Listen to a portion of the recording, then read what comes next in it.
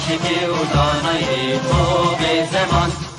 کس نده کردن مرن کس نده کردن مرن کرد جنده بین جنده به قطعه آلا کردن جنده به قطعه آلا کردن هم خوردن رنگ کور و شورشی سردکن کنادیان مدارشان سردکن کنادیان مدارشان کردن مرن کس نده کردن مرن کرد جنده بین جنده به قطعه آلا کردن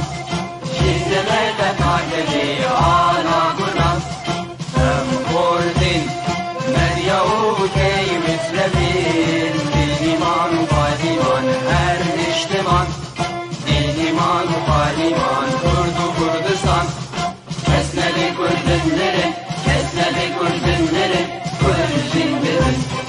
جنده به قطعه آلا کردن جنده به قطعه آلا کردن لاغی کرد را گوی سرفی و شیران بابقی نشیدکن تاجی جیهان بابقی نشیدکن تاجی جیهان کس نده کردن مرن کس نده کردن مرن کرد جنده بین جنده به قطعه آلا کردن جنده به قطعه آلا کردن خوردنون که حاضر و آمادنه جان فدانه جان فدا هر جان فدا جان فدانه جان فدا هر جان فدا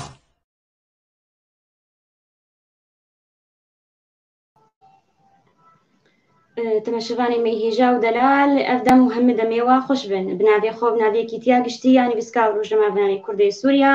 ئەز بخێر هاتناوەتکەم و ئەم هێڤینا و ئەم دەمەکە خۆش بە هەڤرا بهورێن ئەم ئیرۆ بۆ لە نەجار کە دیت خەلەکەکەن و داش بەرنامەیما کوردێن داهینەر میهڤانی مەی ئیرۆ کەسایەتێکی پر هێژایە بۆ ئیرۆ ئەونا سەر ئاستا جیهانی بووە ناونیشانێک میهڤانی ما دکتۆر ئازاد نەجار ئەم هەبرا بخێر هاتناویتکەن بخێر هاتی دکتۆر ئازاد gelek سوپاس خوشکە فەدوا gelek سوپاس بۆ ومەجال دایمەن ئەز بێرێ باخەوە ملگەلوە ساوێ ئەم گەلێکی خۆشن گۆ ئیرۆ تمهێبانێ مەی گۆ ئیرۆ ئەم بێژن کەسایەتێ مرۆڤە لە تەباهیە جیهانێ گشتیە 7.72 ملیار کەس بۆ یەکی کورد ژناو ڤیقە هەژمارێ دەرکەوێ بێ ناونیشان دامەزراندنێ کارێکی ولۆدا ئەبراسی جهێ شەهنازیە و جهێ سەرفرازیە چ کەسێکی کوردە gelek سوپاس یاوەتکەم و ئەژی تەبەن شەنازم پووە ئەو سرۆدا هێرەقی وەلێدا gelek خۆش بی دایم بزانن gelek خۆش هەستێنە تەویل جەمێکی گۆشت بێ بلندی gelek سپاس دەستپێکی ئەز هێنکی سەر کورتە ژیانەتە بە ئاخەڤم تەماشەڤانارە و ئەمێ vەگەرن پرسیێ خۆ بکەن میهڤانی ما دکتۆر ئازاد براهیم نەجار di sala 1986 li Bexdayê ji dayîk bûye ew bixwe xelkê zaxoya lêjber karê bavî wî siyasî got hem parêzer bû û hem jî bawernama doktoriya di zimanê Kurdî de dest xistibû û gelek beşdarî şoreşa Kurdistanê bû ji ber karê wî siyasî ew hata sûngirin li Bexdayê û li wir xwendina xwe sereta temam kir di sala 1992 da weke yekemîn ser asta zankoya Mûsilê bername zankoya pizîşkî bi dest xist di sala 1995 da berê xwe da welatê Swêdê û nihaka li wir xistexana Fîstrosê got yek ji mezintirîn bajarê Swêdê kar dike ji sala 1999 ve kar dike li ser çêkirin demezranîneka dilkî sînaî got nîzik sala bê de bêjim belkî sala peyra دەست پیشاندنایکند لاشێ ژیانە مرۆڤاندا ئەو نها ئیرۆ میهوانی مەیە و ئەم گەلێکی پێ کێفخۆشن. جارت بخێر هاتی دکتۆر. gelek سوپاس بووە gelek سوپاس. دکتۆر بەری ئەز دەرباسی پرسیە خۆ بم ئەز پیرۆزباهیە دەکەم تەسەر ڕووپەلاخە وەشاند بوو کەچکاتە پێ بێری ئەوژی باوەڕنامە پزیشکی دەست خستیە پیرۆز بێژێرا سەر خێرێ بێ. gelek سوپاس بەری دڕۆژە شهادە خستان زاوجینەکە بی پزیشک ئەوە دڕۆژە لەجا gelek تشتێکی خۆشە طبعا. gelek پیرۆز بێ کەچکە بابی خۆی خو gelek ez hezkîja xwe dikim û min kurek jî hênavî dîlan ew jî dêvte pizîşk xwe hez kir. بەری خۆدیا بهێلێ و موفق بوون هەر سەرکەفتی بن. دکتۆر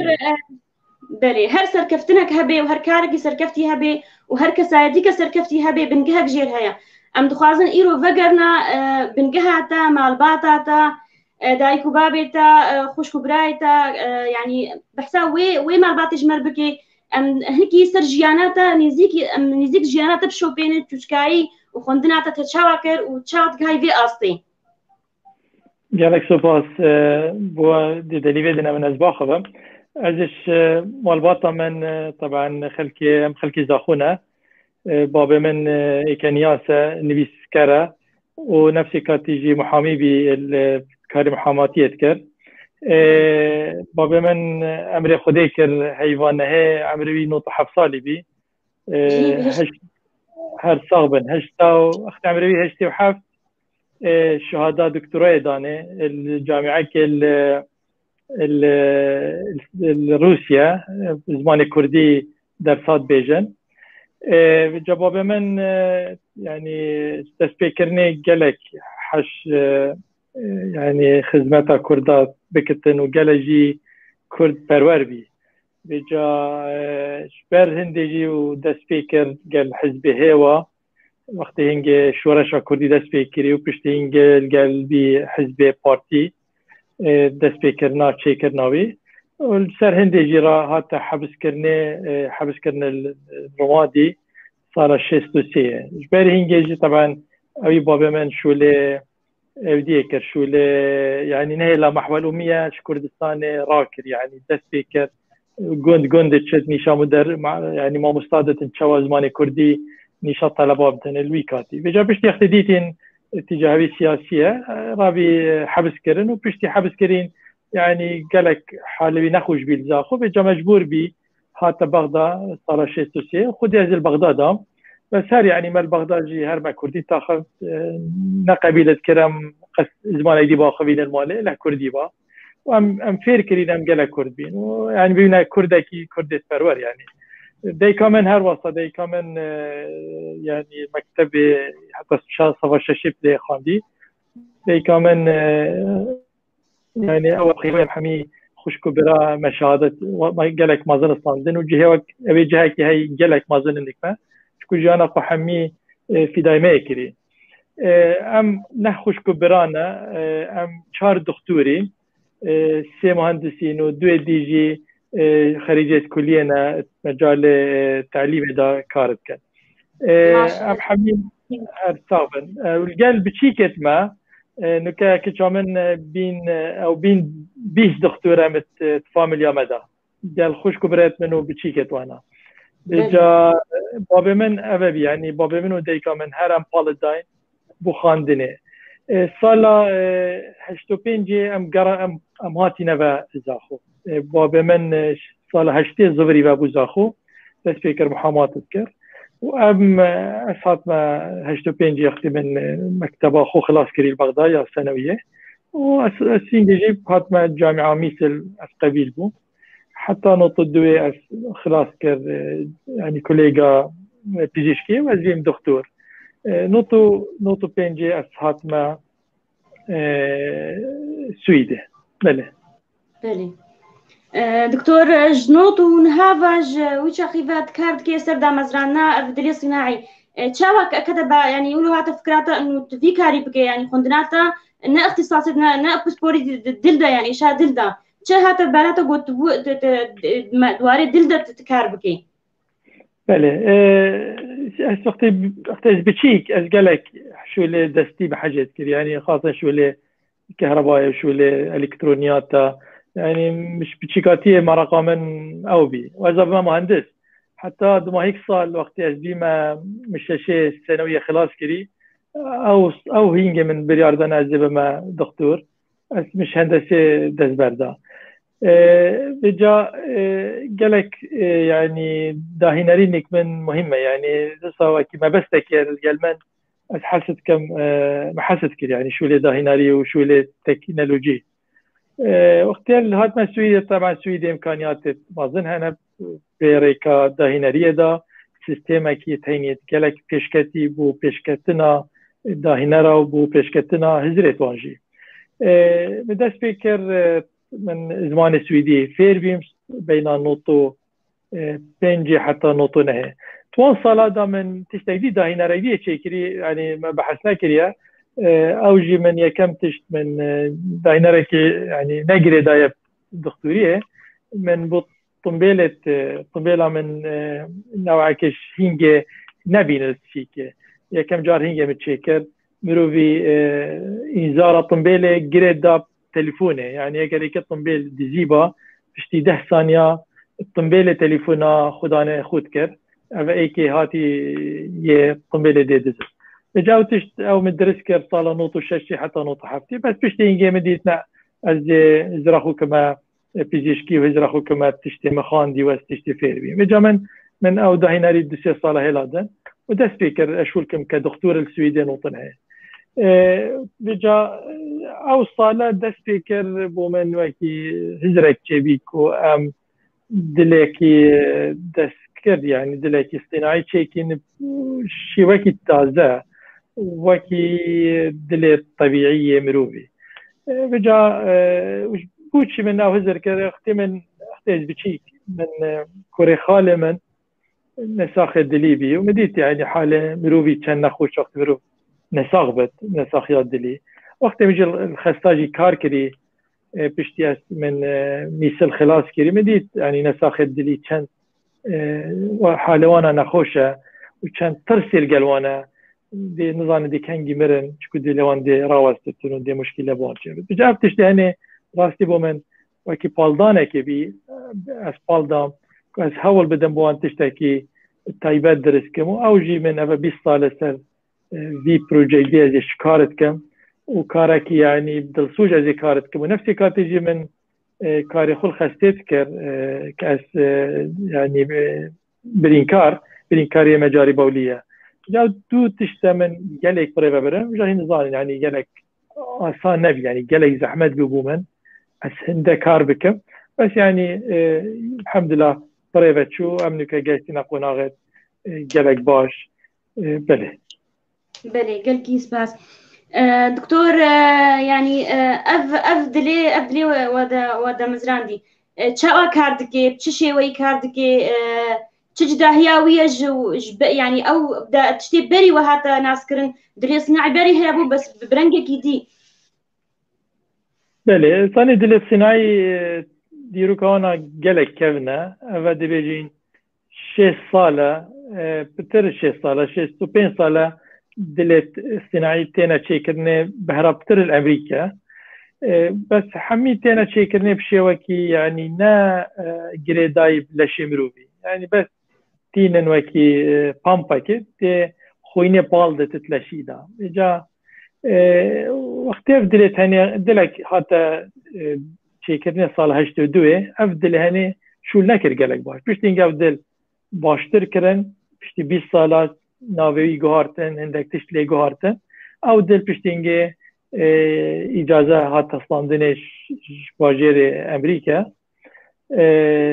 شوالات امریکا ببرن شوالات امریکا اجازه پیات دانه و دست بکرن اتکارتینن او دل يعني دبيجين بس بارچكش دلي تيدا يعني دو بطينن يعني أزين التدانين ودلي ما 4 بارچه دو أزينن ودو بطينن جدا سبيكر من حسكر أس دلكي تشيكم ريكاكي وكي ريكا دلي طبيعي نا ريكاكي وكي مهندسة خازن تشيكر هزر كر لاش شوال دل هاتيا تشيكر نتلاشي مدا ويا ريكي مبياس دلكي تشيكم أو تشتبي أو يمد جوازش دلدي طبعا نوكا هندي سيشار دلدي جهنا بس دلي أم تشيكي نوكا بالجواز جوازه چونكو جلك وكي شيء وكي دلي طبيعية وحتى كاريويش وكي دلي طبيعية وقتي أفضل ما تشيكري ما تجربة سر تشيكري سر حيوان وانا ما ديت فايدوي چنجلك كما دس بيكرني هجر بدلي طبيعي بجا دلي طبيعي طبعا يعني وقتي أمهاتي سويدي جلك شافت ما في سر دراسات سر أبحاث جا ایک سویدی زیرک بیگلک سالت 82 دا هندک بحث چیکرن سر دل طبیعی اوی بحث خدا بحث کرد و چکو اوی جهاز اشعه مغناطیسی وی وقتی بکار اینا دن بو خاندنا دلی یعنی بزانینا دلی چا کار کرد دید او صمامت بینا اذینا و بطینا تین خاره و چن سری وقتی تین خاره خوینه پالدن وقتی چن سری او بطين تجي خوين البت بجا وكي فان بابايسيلي يعني تيتا خاري وتشسري او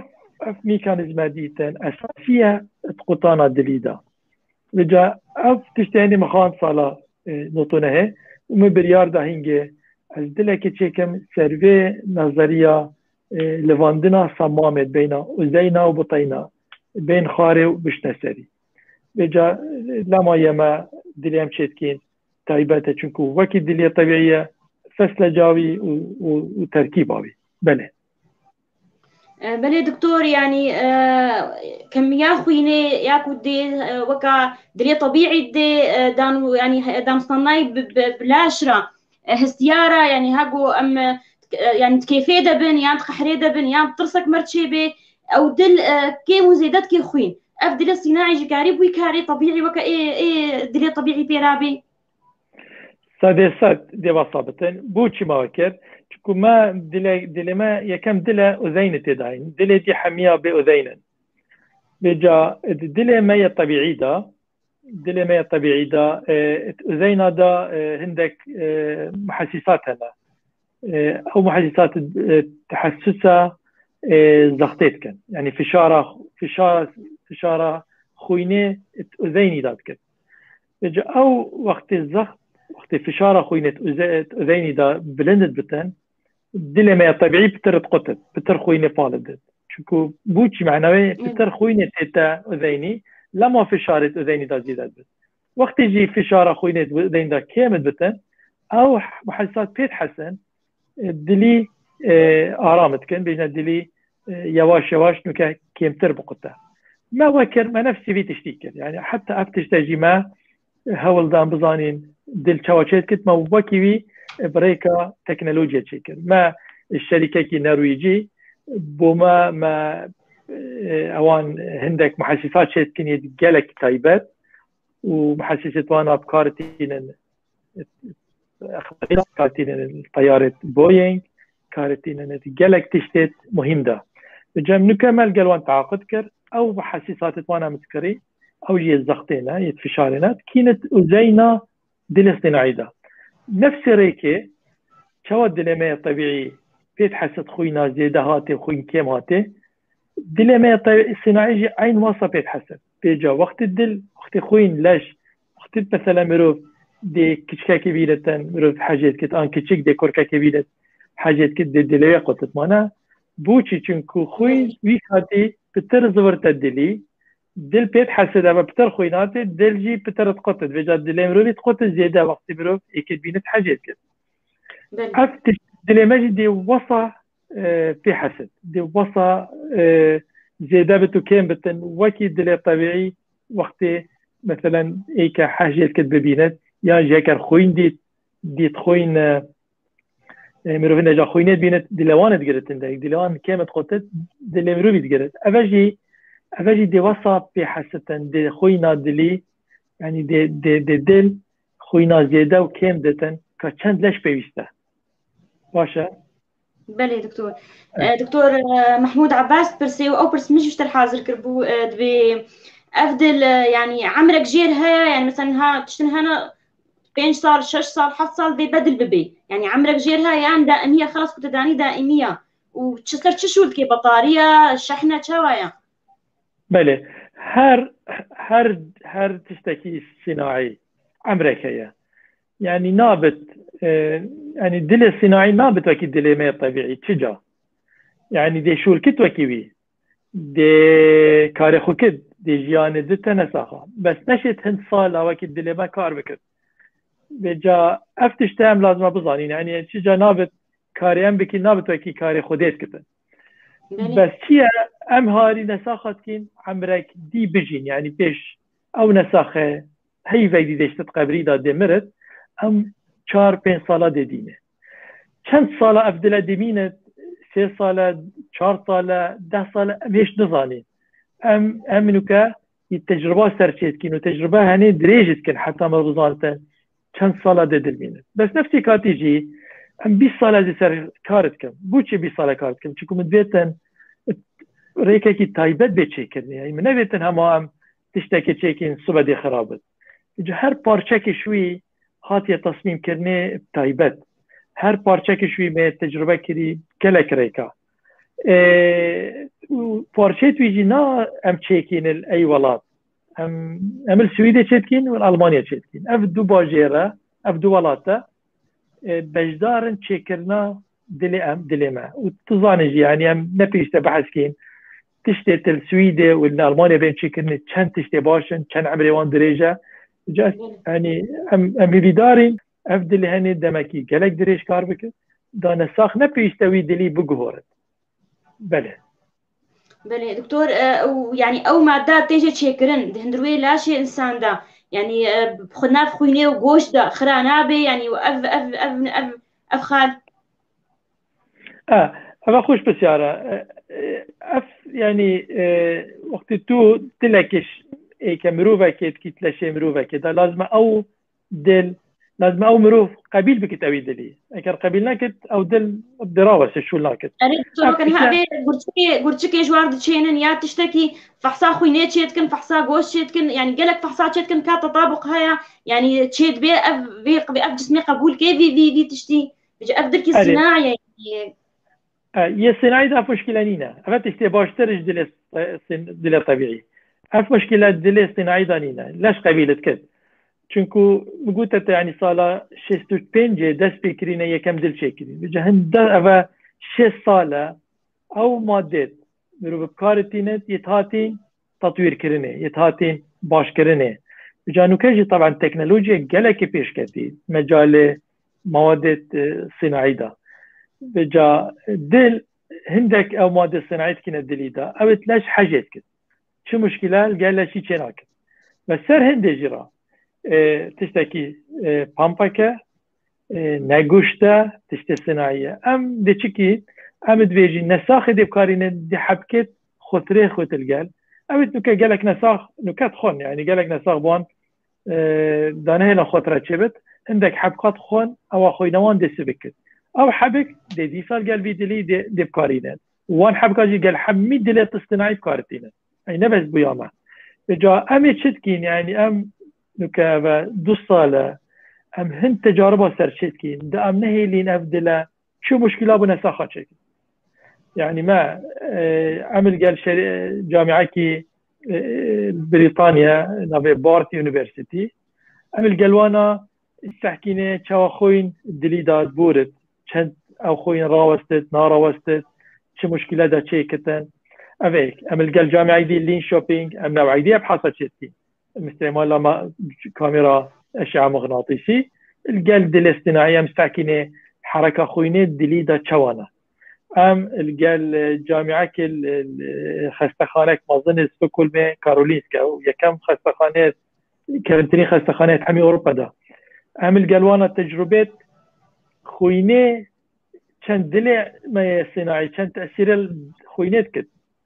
اموان تجربه شيت كين ما باحث ينادينا ما مختبر دينادي وما البارشكش خستخانه دوير ما يكري يعني چنويره كاري خود كين قال دكتورة ويخسته ما قال جامعة لوفن البلجيكا ما نوعي دي أبحاثها شيتكين ما مدلة اصطناعي تخينا جهازك قالك مازن أو جهاز مازن وكي لشي مروفيا حش كتوت لشي مروفي دا دلي بالدي وسحكيني او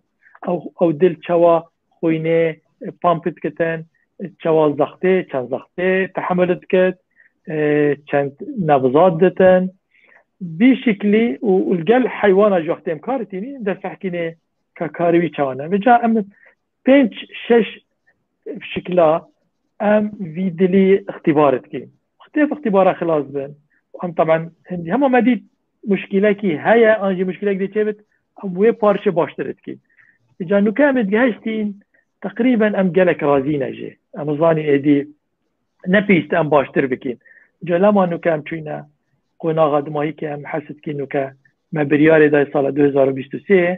ام فيدلي تسينجي مروفا دا بشيني هكر خودي حاسك طبعا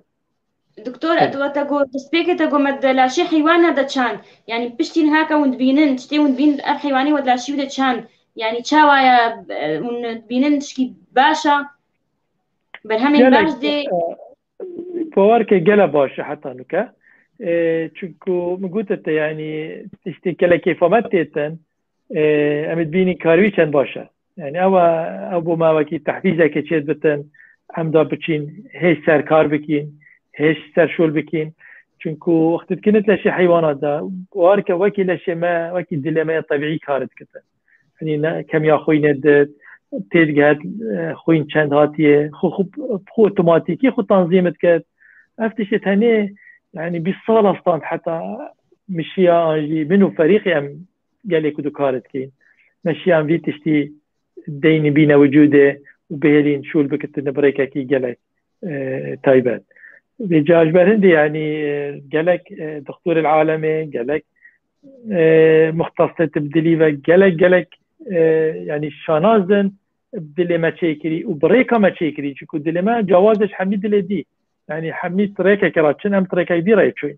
بو تشيكرنا دلي الاصطناعي وام بهربتر ام ريكا ما درسته انه وقت الجنة صاحب كاربينين ام دينيش عالم دين كو تشتي امتكين تشتكي يعني تايبات باشا بو في تكنولوجيا دلت اصطناعي بله بيجينا هر سر كفتي بيه دكتور يعني سر بطارية شو الكي بجمتكو او بطارية عمرية اشخاص شحناية دميني يعني بطارية بخوما هتش بطارية تليفونها بيا لابتوبها بيا تشبي عمرك جوارها زواد بن يعني او بطارية بيك مارتن مشاكي من اوديكي هاي وكي تشديني تمثالك بتشيكي هاي او دل سينجيوي تمثالي ده عشان بينم نشابدم بني رخصة ديما بس بني نكازينا تماشافاني مهجام قال لك سباسيا وتكن اي بجداري مبوي واي سلافاج مردشيني سلافي مجو تفداري ام بهدينا جو ايرو مفاكج في برنامج ببينن قال لك سباسيا بجدار بنا وتكن دكتور تشوج مرا سبطا سنجي بيني وكا تشيكري جبوني شاني يبدي بيتشلو اف دل بي او اي بكار انين لاشي مروفادا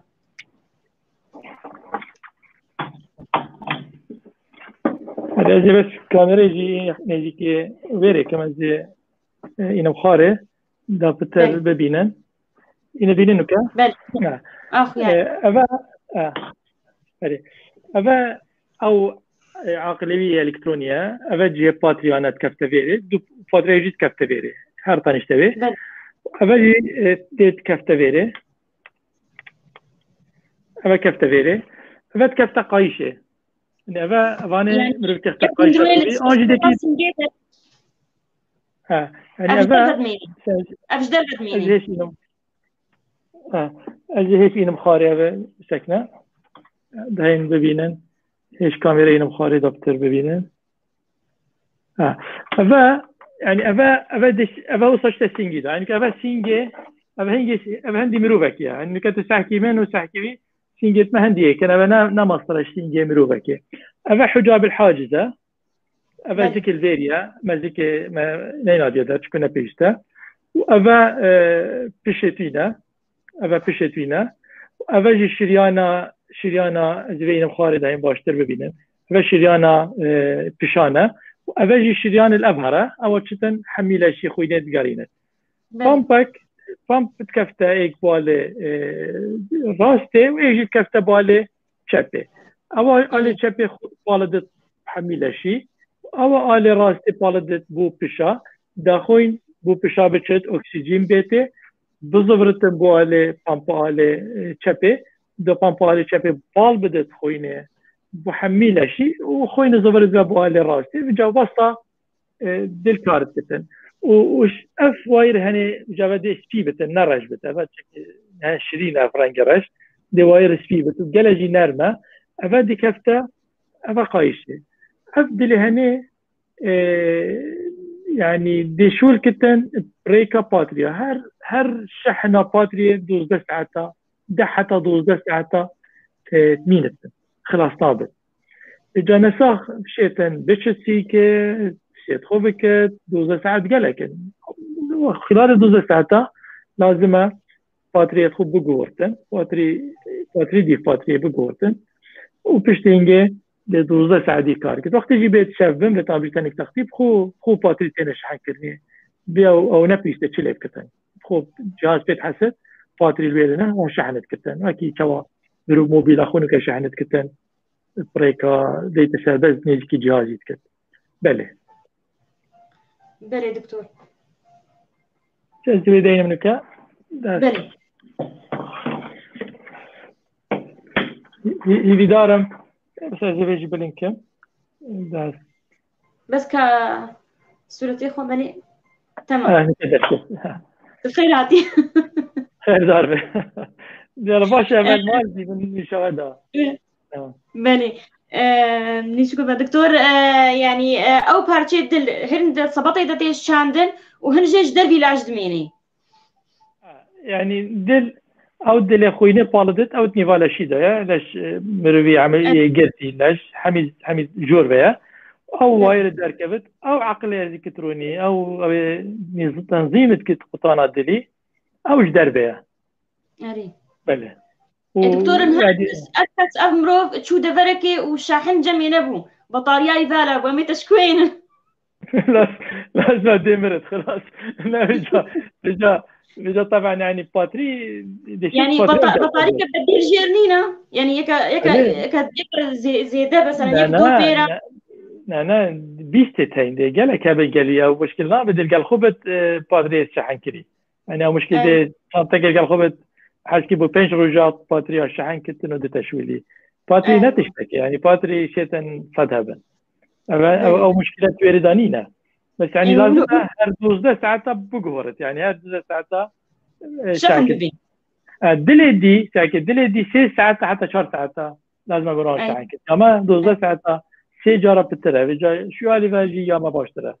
بله قلكي باشا أو كبجم بقياساوي سايزاوي يعني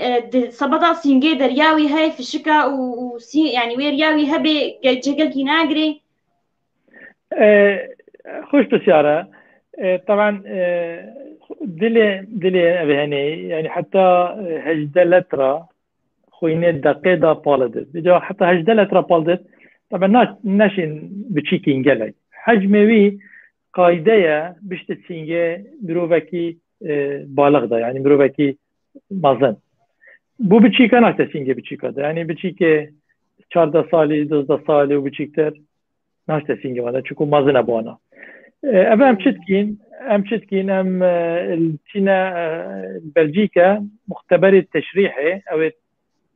لشت مريل ويرنا او الطلبه سرت خويدين ام الويري فيدلي تشيني السينجه او مريده سحكي نكا جهه انجلينا بجامديت تقريبا دي حفتيش صدي حتى حفتو بينج صديش خلكت مازن شين فيدلي ورقر او مروفت قالك بتشيك حجمه وانا حتى بالغ جبت بس قالك هير بتن هنجا فيدلي دي بتزحمت بوانا بس افا نموذج يعني قالك مازنه يعني او مروفي حجمي بتشيك يعني مثلا افدلناش تسين كده او نبيش تهشت نترا جهندا خوي نيبال بدت او حتى كم يا خوينه بتشكتر جا بشتي ام فيدلي تشيكين ام البرين نموذجي يعني نموذج دوي تشيكين او دلكي بتشكترج به بوان مروفت حجم وانا بتشكتر يعني عندك مروفتين هيرا دي بيجي بواجي يعني ما يعني ام دي دلك تشيكين بيش سينجواندا مثلا بيش ساكنه صينيه حمي بتشيك لا هيرن ساكنه هنديه بجوج بروانا جبروي جروبي كي مازن او ام دي دلك تشيكين حجمه كي بتشيك ترج بحجمي چونكو دا بشتن بيش سينجواندا بله ودكتور يعني جنوك وزلام مرة وكل هذا أو دل يعني زلام من هده الجوان حج نهده جنك عاد كندلك يمازن جوار دمين ظاهر حكي خوش مرو بتن دلك مازن دينه چونك دا دلی بین دل مازن لا زلام طيبتي دلي مازن بيش بقولك هريدا وي كالا صوتو ماركن ها خدا من باور که دلی جنکا ماستر و جنك gelek خدمتك مازن بو حمي عالمت كن خاصة هين كردت جنت كردت روج آوا هين بتايبة زيركن وانيشا حمي عالم دا جن چن زيركن حمي عالم الفيري هم قلت بين أوروبيا أمريكا بيجن أو جنت بيت كردا چن زيركن جا يعني الصلابة كي تايبت بو حميها ام بوشا نازي يعني بزانا بوشا نازيه خاصه وقت او قال شر داعش تشتي وكري كسي نشابك تحت واخذ بله سپاس بو تجي دكتور امي بقرنا برسا كاتبود بأفد وقتي تقابات باي بطاريه بدليني او وقتي بطاريه بيبو هرتن يعني او دلناسك نيت تعدانينا هادوك باتري نشين بقوره نفسي كاتي دیک پاتریت گارتنه پاتریادی شولت کرد و شنی پاتریادی او خود دونا دونا طبعا اگر ایک دیک گارن يعني ديبيجين نكا 25 سادش قوة باتريا ماي وهردك باتري خلاص طاب نابنا صفر نفسي كات يعني بتشكش نجا وقت دي باتري ايكي بينن در نشين هردك بيك بينن در قبيناك جهاز ايكي دينن در دي باتريا كي اخنا جي حتى وقت جي شني ديشن باتريا دي بينن در نجا انا تشجا ولينا تكون دمرت اكثر دمرت لكن خلاتي هردك باتري ایناد ندار او نا يعني ما شيء بتكون او يك بيكون جنكاي شي عازه هردك فبره درخصتني ودش او هنجي او مشكله انا خوش بروب كده جناي ولا نكد او تشتكي فيها فرسا كدي دكتور يعني حتى بتشقاسي يعني تهزرا ودا انه عمري في انسان دريج بفيدلي يعني تشخاص عمر ددي قلت يعني او حتى انه كام نظانين ام دي هيش ما تجربه شنكرينا كان صلا دمينه بس قلت يعني يعني ام تايبت درست كين دا جالك صلا بمينه بس كان صالن از في بسيار نشم كجابدم حتى صاله كي ان صالو نبدي اجي في بسيارشم برسي بيبدا انجزاني برسك ديجي هاتيت ب يعني برهم يقولوا بفيرنجي هنا الغير دولة كسي دي في برهم يرابوه في كاري رابوه شنو يقولوا كرنا مقول دست فكرة مقول دلك الأمريكان بين سينكارديا أو صالح 82 درس كرن بس نشان كاري نازن شو نكر باش حتى نوتو حفتش إني إجازة بهات شني نوتو نه دست فكرن تشين نسين مرو ودا حتى نوكا 1700 مرو أوي دلي يتمرين خلاص كري دلك دي نوكا الفرنسا تشيت كان نافي كارماتا اوجي دلكي وكي في دلكي هوستانا ودلكي جي المانيا تشيت كان بين راينهورت افاسيدل وتشدي وامريكا تو نوع دي دو شركه دي تن دلكي تشيت كان او خوينه نابالدت وكي نابزا هر بالدت يعني وكي حشكو ماربيتش اوي او تايبت نجبانه نوكيبانه بجام وان حسبناكي ان الوكيبان دلا تشكو كاريوانا مختلفه جلك بس هنا دلو تشنج طبعا شركه بتر دلا تشيكن دي بونساخه باشتر بت دي منافسه زياتر بتن دي دل باشتر انا تشيكرني تشكو هر شركه تشيك دي تسكي باش ليكن يعني هي فيداريا ما دلك بيتا تشيكرني gelek baş bid bnessaxa evet işte medvet em hemî bikin eker em bîn an jî şerîkê dî bin yani bes me çi ye em jiyana nesaxa xilas kin em jiyana nesaxa parêzîn wana jiyanekî dirêj bijîn û jiyanekî xweş belê. دكتور يعني اف دليون شيكن يعني رخصة جير دفيج منظمات صحة دولتين منظين حتى اف شركة ورا في دلي تشيكي وبار بكي الخلكي صد و اجازاوی 3 سالات کشید پارم چون ملگل شركة مال FDA اخذت او جي منظمة الامريكا اجازات دد بو تشتي وسطا والاوروبا جي وكي هي بس ما خاص قبل امريكا دسكين اجازه بخازين بجا شرط دينادين برما وشرط ثاني ديفان تشيك فان تشتافان تشيك ادي تشيك وشرط وانا هيك رحت مبجينات ديتين تقريرا نبيسي شي بينا بابا في شرط ثاني مبجينات هي دي اجازه دنما ام بكين السينجي مروفادا بجامل سروان شرطه كارتي دام بشين برسوان بدی دام بشین بوان بیان کی نفدی لحنی تشکی باشه دیشول کتن برکه کی باشه صد اجازه پیشتن چکو اول حیات مروبه کیستر ناچه بت هر کی بیت بکیف خو بکن لازم نظام هبت لازم قانون هبت لازم تشکر نایجی نظام بیت تشکرنه نه هر تشکی بیت تشکرنه چکو اول ضمیر مروبیه اول جانا نساخه کیستر اول نداخوازوان یعنی زیرب که نساخه که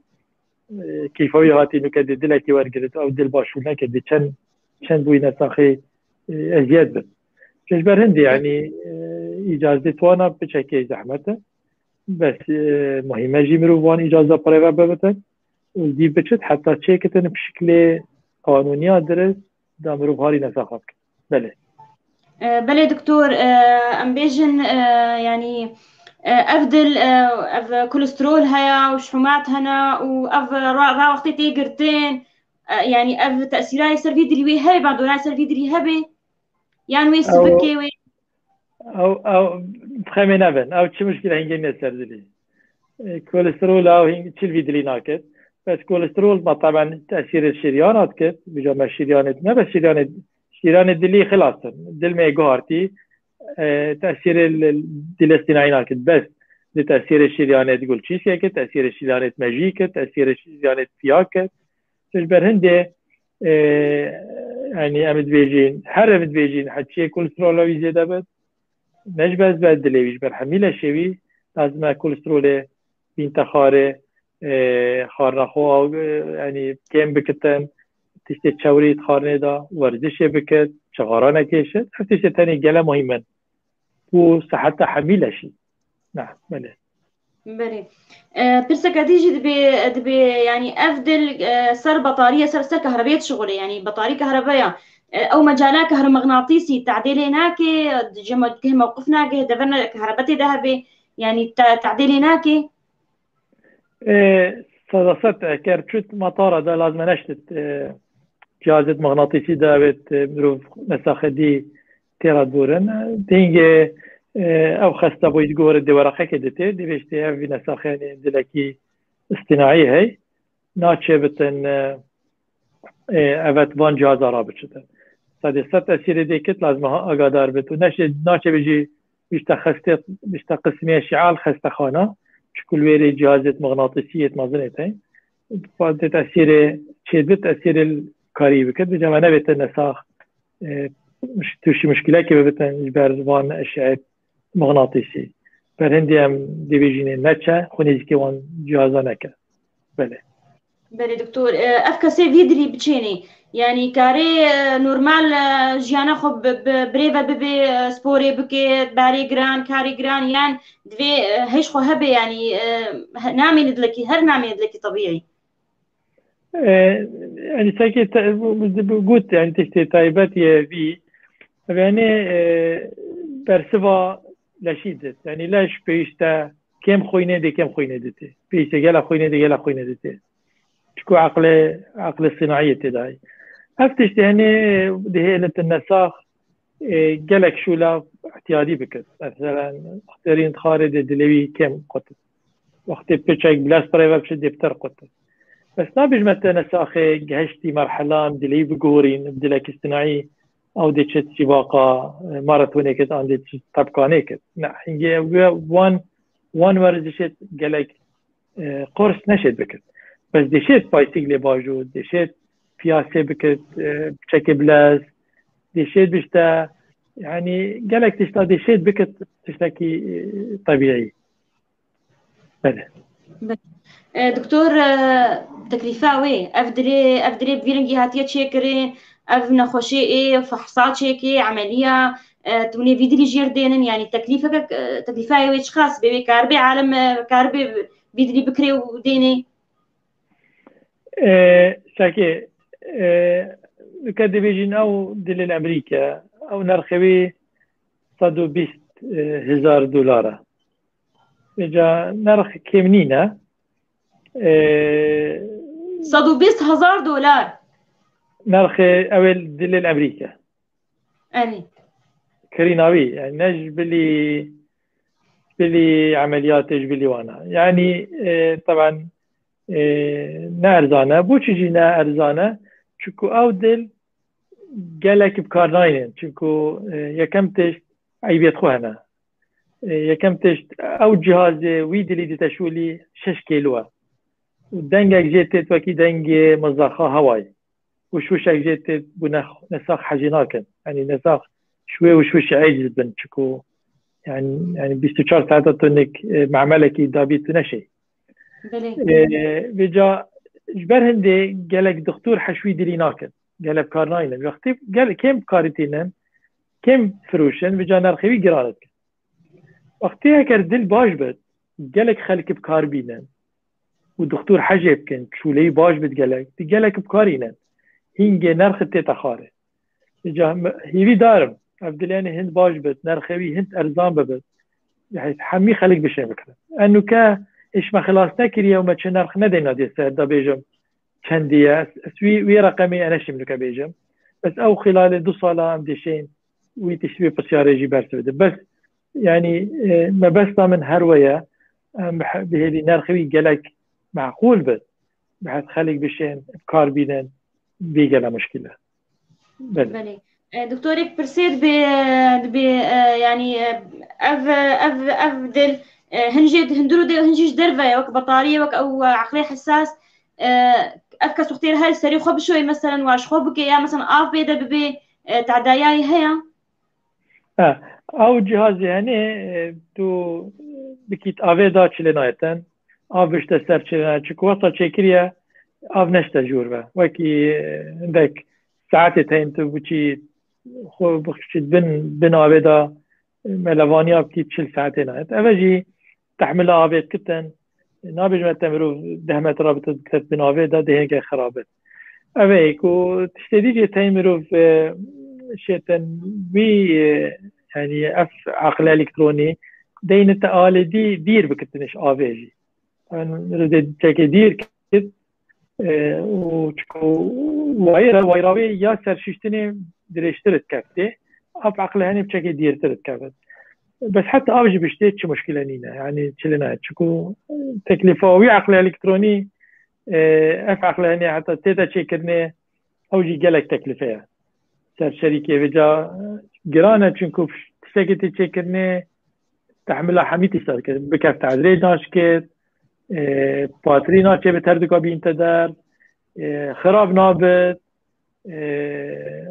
خراب ناكت بجا تشتا ساجبرن حتى انوان دلاجي تشيكين جلاجي مبلغ جلاجي جيران سكنته حتى ما مصدق جيت برسيد بما دكتور أزاد عند زيارة أجهزة طبية ينجي دكتوري بزيشكي مروفايا الدكتوري مروفانا بزيشكي جراح مجاري بولية ما اسنا دكتوري يعني نا دكتوري دلي ما بس يعني من أبحاث تنسر دلي ونفس كاتيجية قال دكتوري الجراح الدلي شش حفصة قال الكارد كم عمليات عم تشيتين يعني زرعة في بامبيت كالحيوانة والصبا جي ديال قلب روفاجي بجدارية كم جاء تويت تشتيج دارسي فير بيم بس يعني هندسة يعني أثروا كفريقي ما هندسه دا جالك اختصاص دانم يعني مقولت تجبيتشيغاتيه من ياري خو تشكرن جالك حش هندسه متكر جاوكي موهبه من هيك مجال هندسه دا وتشكرنا تشتا او موهبه من يعني باركش جالك مهندسه جالك باشتر ظالم جالك تشتا بله دكتور تشما صار 2023 يعني نهاو معدنا نعم اجازه نهات يبي يعني اجازه كيف اجازه او شرط داينا برما لازم ترشولكين يواش يواش هدي حتى ام بشين خلاص كي نخدمها خلاص كري هينجي دي بيجين ابا خلاص هينجي دي دينما مجالي ام بشين عمليات تشكي برسك تجيد بقومجي سكني افدلي بير سكني نعم تعب مع القلب هبنينا نعم حتى باتري جنين در وايري بختينين ناسكنت يعني هم اجيبوا بي واير اخست جهازي دي دار واسط دي نشي جيبك يشت دي قفلت بس حتى مرو واير بقاتين الشني در واسط هردي شو على تم على قتايب مجيره نينا يعني جبر او عقلي حساس او باشقيه عقلي باشقيه وتنظيميه باشقيه بس وقت مجيت مرتن هي مرو مريا يعني مريا بس اخوي ناوي زفرتن بس هنجي وقت بيني المجيويه مري هنجي لازم راوستين انتلي وين ساكنين او نا يعني حالي خنا ساكنين شحناكي دي راوستين شحناوي راوستين ديسا برسك دي يعني قولي كت عمليات دو دركت ودليبي قهرت حجيه كيت كرهي حجيه كيان وي دي صد حاجه كتشكو حاجه كانت مجيده يا مجي او ادراكه مجيده يا بس امدي حاجه كيف تجبري عمليات يعني درست ويك كي كانت برمجات دي الاصطناعي ده مسوقري حاجه كده كي خدت من في بمطالبات شهنه ونكي دراسك نكي دراسنكن امدي كانت برمجات دي دي هربينت حشويك كيف كده كيف حاجه كيف كده بله كارجل كي بيروزا دكتورة برسك مشتهيا جو إيرو الكردستاني با يعني أجنبي صار بيسو حفظ صارت السويدي تكاربك هبا في أصلي يعني أو دلفتوي هبا أنا الفيدي نسانية ساكي نبيجا كردستان أنجي بيجا عراقي أسنو كال إيطاليا بام أفتش تناشين شيكين إيطالي أنو كال هولندا بام فنلندا بام نشي أنا بيتشتي تشيكن أبا أف بروجكت تاني بيشتي تكنولوجيا تايبتن بيشتي هندك مروفة تايبتن يعني أبت السر باندلا شولت كان العالمي حمي ندو صد مروفة حمي عالمي جانو كاختم دي بيشتي كيبين هاري ما بكت مهندس أكيديني باركم شش حيوال ومهندسي تقاري حتى مقيدات كي عندك اش امريكا تيني اما من دويش امريكا ينادين الجلخو ينادين السويدي ام خانيا بواند جرين ام قدرواند جرين دا بين الجل مشغول كن چونكو اختصاصا كي تايبته تكنولوجيا كي تايبته يعني طياره جالكسي انا يترمل الطياره شيء تجمر بدلك اصطناعي بجا نال الكردستاني نتها تشيكرني ونال العراقي نال تركيا الصيني شينية دست بكرين دلت قشة شيني دوس على دست بكرين أو جبيرنجيا يعني عن جدايا لا أو دلت مساعدا أو ندلت كاملا أبدا دلت كاملة أو تشد كان أو دلت مساعد شد كان خذ الضاعة الصيني هر مضروبة لا زيري منك سنعوانا باش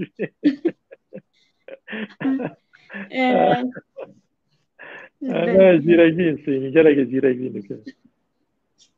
زيرا كنا خوشيش مرانين بلاش مرانين نبدا سوام بينا يعني هنا بس انت لا نبي بس هو ولي هذا بلي دكتور يعني بشتي دل هيفياغو انه سركفتي بي وشغلي سركفتي بي يعني د بيشروجي دات هول نادي يعني قرتشكجي قال لك بي ويستا تعرف جارنا جيب عدساتي تعرف شبكيه يعني قال لك پارچێلاش هەنا کەس بحاجەتن ینی هەولدانێتە نینن پێشە ڕۆژێ تشنەمرو Peki 20 عمري من شو أجد لك شيء كان كان صار دينا ما يعني من أبي قال صار دينا إيوه كتر صلاة عمري تدريس بي صلاة عمر دريش بي لا يعني لازم رو فوكس يعني تركيز على سرتش تكيف بكت خلاص كت بيشتينج مرو شيء طبعا تشتي بكت صدقات وانجي كمرو نكتب دستي خو مرو دهاري هند ايدي كتن تشتي باش بشين بكن چونكو مرو خبره بوري چيز بس مرو چوا هجري بكتا جهاز مرو يعني داهنري بروسيس داهنري نبس مازه تشتكي درس كم لازم مرو بزان الدوي بروسيسي چاپره بتن چوا بومبينغ ها ويجت بش هجري بو مشروعي وبكتا مشروعي مازن كت وتشوا حتى بكتا جهاز بيت بكاربينه البروسيس ثاني وقت تيرا بوري نكا استفيرزم الظانم هاري هندك خلق ديكم هاري وان كم ويتشتي بكن بلستخو بله قالك سباس بوتا دكتور ما تعبان ديرو كسي ولو زيراك ومجيا قال كي تشغلي قال كي حاجه خاف نازي دناكن بجا ايوه ما قال كي ايش تبي تشتغلي وما تعبان دي ما ناس قال كيف خوش حاله قالوا استرانا او سرودا وعولي دا قال خوش بي قال كيف اميناد ان شاء الله هين هر صعبن ورجعوا يعني قاشتر ببتن يعني هر بين نكوا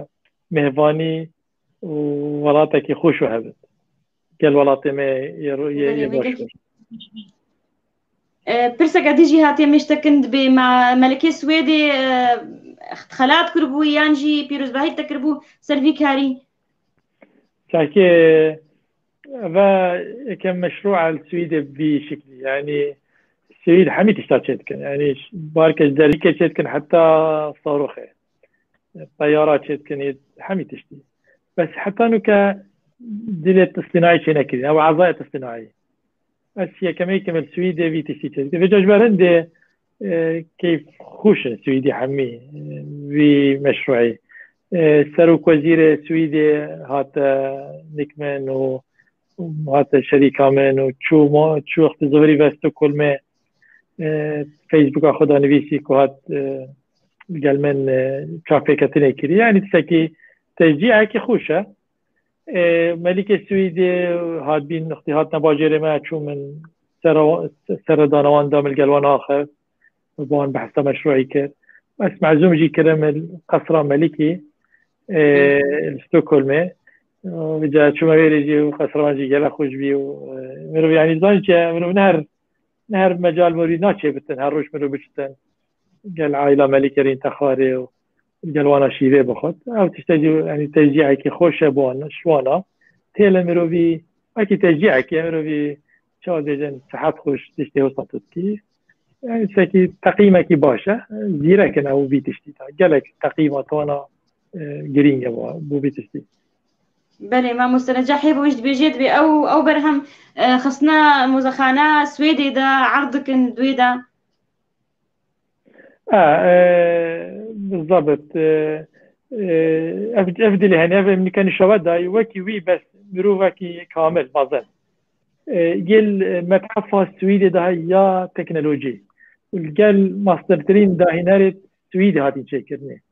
اما 5 ساله دل بيري مينت في دار مروجا كاين بين السويدي هم بتشن ساكن المتحف السويدي ده هاي وما سيجيب شكله كتشكل وقت مروف ديتا نيجيك بده دل شولكت مروف جيد شو دير دل راوست ده بهلين شكو 5 ساله كار بكت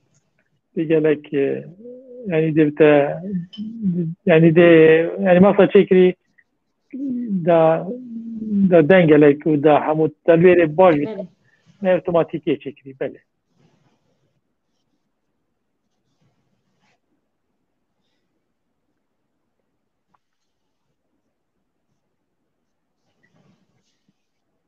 بله يوتيوب نقرا دينا بلي كسي كردستاني يعني بيروز باهيل تكير دست خوشيل تكير يعني دوك كسي كي كرد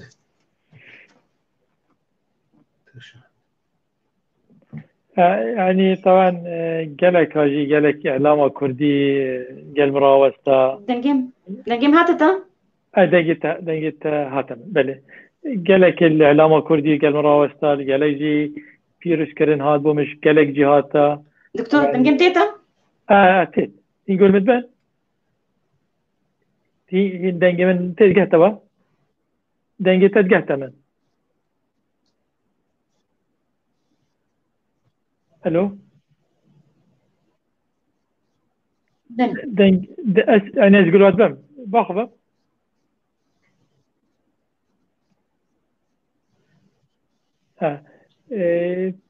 قالك قالك طبعا بلي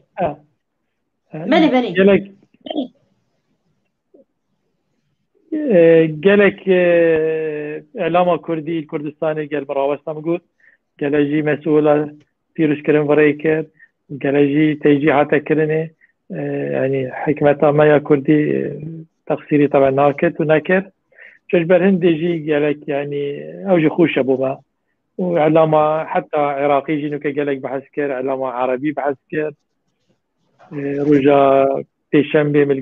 قناة الجزيرة في شافيكتني هاي قال MBC من شافيكتني هاي بحفتيه وجي قناة مازن يعني الشرق الأوسط بلي براسيت جهيش نازي دكتور ويعني ام كرد بكسي وقت اخذ بين يعني ايرو دريس ناعي تشيكت كسكي كردي الديرسمي كردكي جديرسمي الالمانيا درماني كورونا اوجي دا هنا كرد بوجهي ظلمترين يعني كسي ابداع الشي سكنين والشركرند براشتيه دا يعني كسي كرد براستين موننا ل مخابن بدولتن إيش بدار ما دولة جديدة شيبة طبعا سرشولت كان حمي ذلك كرد جلزيرة كان نشنو كد ديرو كده هر كرد بتايبتن وكرد زيركن وكرد شلنجن وتبين يجي كالداعش كسن أشياء سينيان سكنت كردا سينيان سكني كجنو كظلام صد القلتما واس يعني ظالمي تشتي قال جي شانازم كاس كردم كيف مجي ككردم بلي امشي بتسر بلندن فرسك هاتيت دبي وكا ايوا اف كنالا تايف كنالا روشنبيرايا كنالا يكيتياني بسكاورا روشنمباني كردي سوريايا دبي تو كاسك دكتور بعرف دكشيني خندنا رومانا يعني هلبستي يعني حج خندني دكيني بسكارا باوركن هندي كارم الزورة أثناء هم جلجا بنفن باش جلجا كار منينا جلك كات أسنك يعني كتابة دي بخوينا بس طبعا جبالي من مشروع داس فكري من احتمال بالدليل ممشيت بتأزت خوينا الشعر أزقل الشعرات كم من براكم الشاعرة شعرة كي تايبته مهندسة كي معمارية والشعر تقال خوشت نفيست وكي دبيجين درجة من وكي نزار قبانية درجوية جال متابعة شعريتي وقال جي دوست هنا نفيس كارن حمية متابعات كمت فيسبوك كده بيجا أسكالك جي طبعا خوش حالم دوستي وانم بيش بينم تشتت نفيسن بيجا لازم رو تشتا بخوينت بس عند جارة مجال شنا بتسجل تستاجي بخوينت بس يعني خوش خواندن قلب سر ذالاية جدميني بلي ويه دكتور برسيما نما نسبيجم مناخون ستيج دريج بكن تنوش كار هاتبوي ما تخصي استديو دا بس مقول ازشتر بيجم داوية تشتخوازي بيجي چنا مكيتا كردار هيا جگينجي كردارش خورتي كتش كردارش كتشكي كردارة چنا ما تجوال هيا طبعا يعني لازم هميشه نازبين كان كردين أظن جي هميشه نازم طبعا خواندن گله خوشه کار گله خوشه مروف یک دست بد او دست يعني یک دست بد مروف ولات خود درست کتن ام پیستی هم همی بینه یک دست مه راكين تشتي بين خدا خلافات و نخوشيه اما تشتكي جالا مهمة ام لازم بكي وام لازم اجي هر ببينين دل باقج وهر ببينين خوش مروف وحمي خلقت حمي عالمي الظلمي جي ما بكت ام مسامحة يرجع كبكين بيجني يجي تظلم كربس دلي ما مصدره ام شوى ديركتري ام اشياء مسامحة بكي بله قال لك سباس دكتور جبوتا بو باش دربونا تاج بو واقع هي تجهندنا ما ام قال لك سباسيات تكن وام قال لك سركفتين بتا وام شهنازم بتا وام سربلندن بكسي وقتا قال لك سباس جبوتا تماشى بله قال سباس بو سرچاوي از داوود سپاسیا هذا خوات كنترول كما مساعد باقي حسيني وما مستيسر زبير سپاسیا وكاري وتكم جون ايرو مرا علي كاربون تمشراني مهيجا حتى خلقك كانوا داب من الخير وخشيدا وشباب من خوش بخاطريوا